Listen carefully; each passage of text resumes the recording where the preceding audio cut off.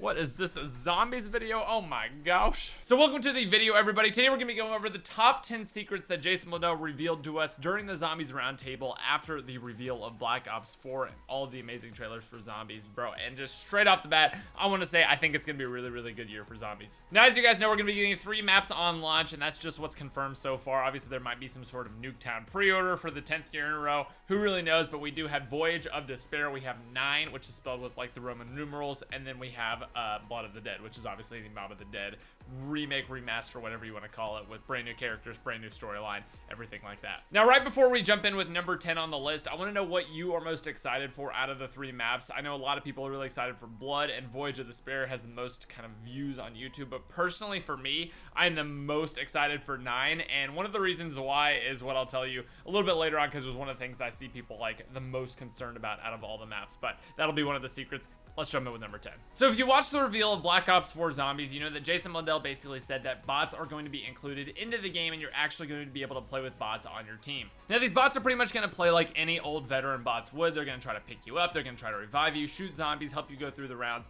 However, these bots are not, Jason Blundell told us during the roundtable discussion, going to do the Easter egg. Basically, these bots originally were coded in to do the Easter egg, but they found that the bots were pretty much doing the Easter eggs for players, and they didn't want players to kind of just sit there while the bots solve the entire Easter egg. So they turned this feature off, and the bots are no longer going to be able to solve any parts of the Easter egg for you. You're going to have to play with real players if you want to do that, or do it completely solo. Now, again, like I said, they were working on this feature, so it could return by launch, or it could be like maybe a month after the Easter egg has been solved, they'll actually turn this feature on. But personally, I would love it if they left it off. Some of the best times that I've had playing solo, maybe the best times that I've had playing with people, whether it be my friends or random players, the best times that I've had playing zombies has been doing the Easter egg and just getting through clutch situations and having someone to talk to, or basically like relying on myself to get through this. And I feel like playing with bots would kind of decrease that value. So could be something they turn on in the future, but for right now, that feature is turned off for zombies.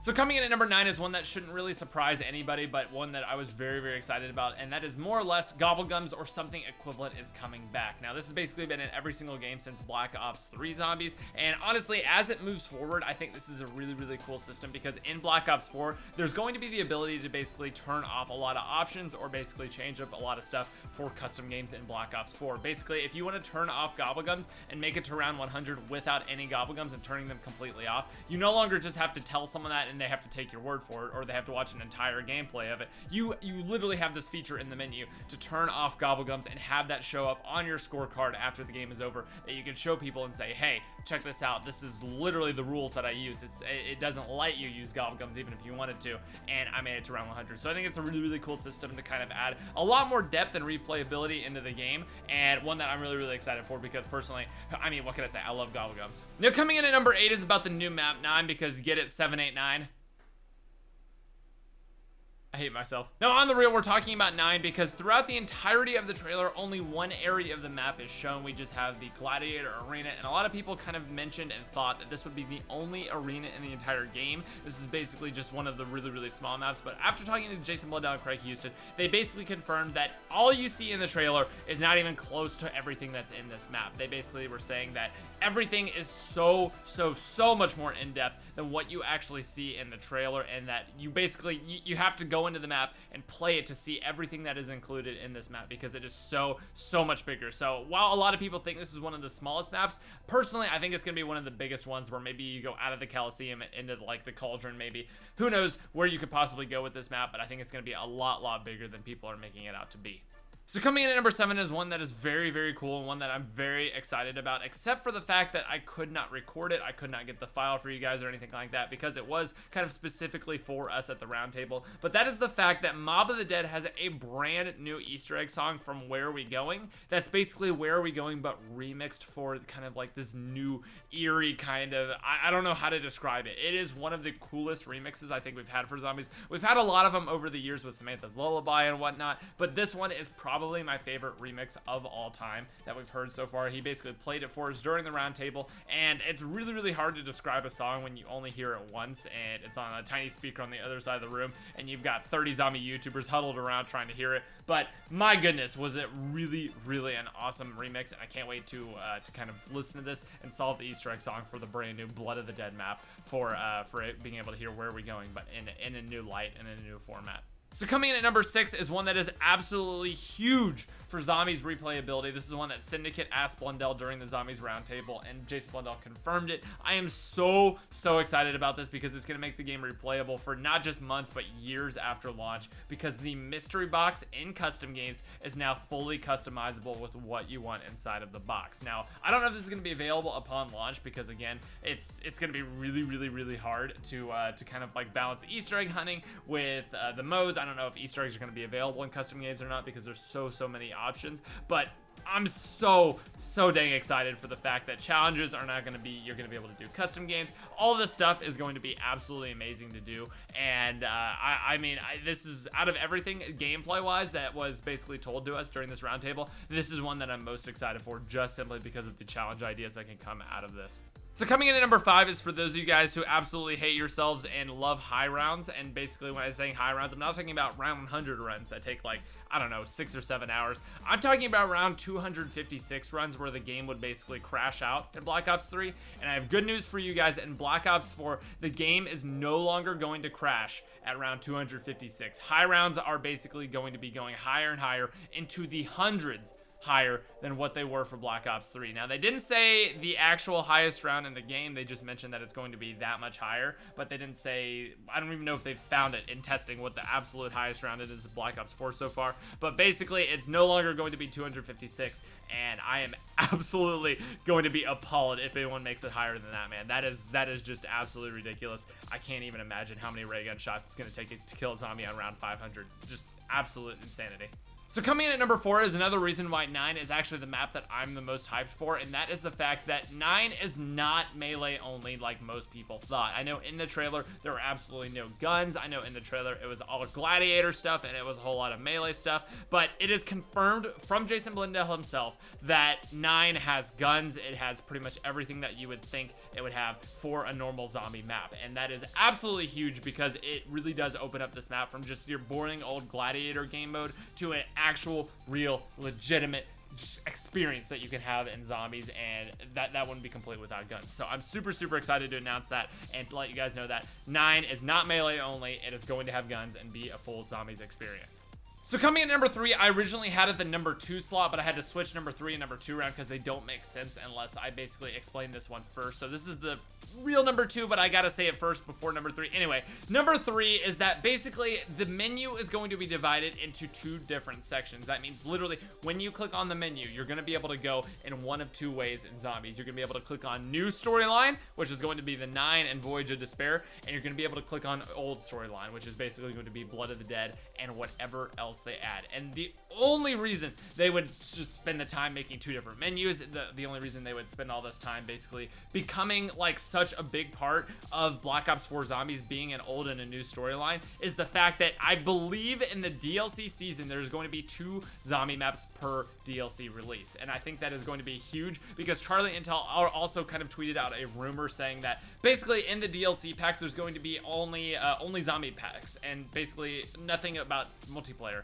because multiplayer is going to be all completely free throughout the season. They're just going to keep releasing maps, and zombies is going to be the season pass that you pay for, and I believe it's going to have 2 maps per DLC pack because that's the only reason to kind of justify taking out multiplayer completely and still charging the same price, which I am absolutely okay for, because I've always thought multiplayer, like, the maps don't really mean anything. It's not really a big deal to release maps and make them like paid because no one really cares about the maps. Multiplayer is multiplayer, but zombies is like each one's a new experience. So I think it absolutely makes sense to basically thrust us with 2 different zombie maps, one for the old storyline, one for the new storyline on every single season. So excited about that, but that's just gonna be all the more Easter eggs to solve, so it's gonna be more stressful on me, but I am all for it.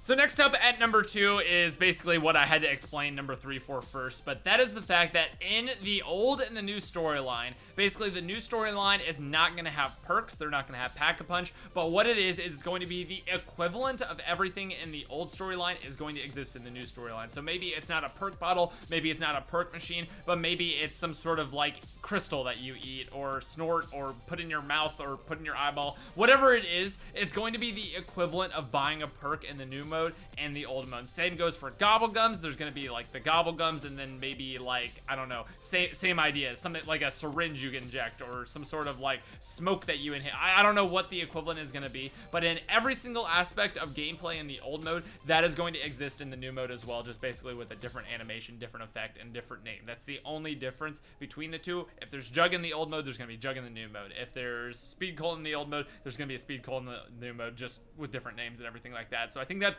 absolutely huge, and Jason was basically talking about how this is very, very important to kind of like cross-play the platforms. You don't want to like know everything there is in the old mode and go to the new mode and not know anything. They basically want a consistent experience across both, with the only difference being like what you're doing, the kind of theme of it, the feel of it, the language of it, and the storyline of it, and everything gameplay wise is going to be pretty consistent across both, which I think is a huge move in the right direction.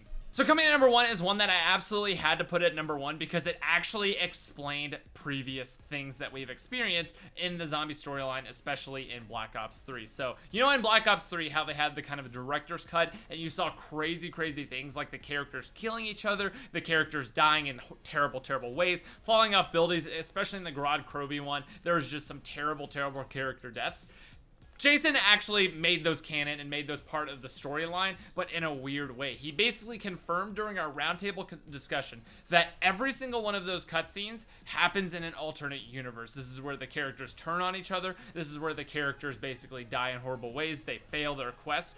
All of this stuff actually happens in different dimensions. Obviously, you have the ones that are really big to the storyline, like Dimension 63, but these are all alternate universes where these things actually happen. This isn't just in someone's head. This isn't just dreamt up. The only reason that basically that storyline wasn't brought into Zombies is because they wanted to focus on the dimension that the characters are currently in, the universe that the characters are currently in, and that's the one where they succeed, they survive, they do all the events all the way to Revelations. But say in another universe, like Richtofen died in The Giant, Richtofen died in Grod Krovi, it doesn't really matter what happens in these other universes because this is the universe that they chose to stick with and kind of mold the story around, and that is kind of like the central threshold, the string that holds the entire story together, despite all these terrible outcomes happening in different dimensions. And I thought that was absolutely the coolest piece of info he could have given us for previous storylines. I know people had theorized that, but it was never actually kind of like confirmed as a storyline thing,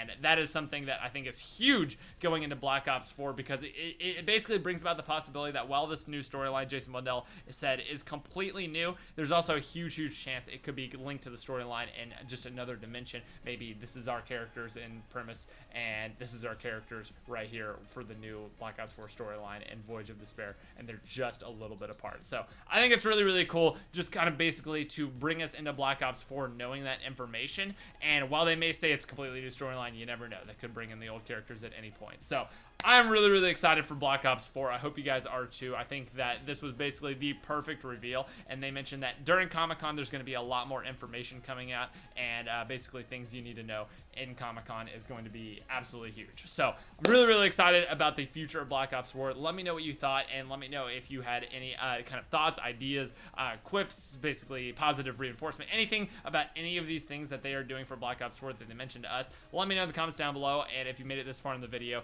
definitely leave a like. I will see you guys in the next one. Thank you so much for tuning in, and peace out, my friends. Bye-bye.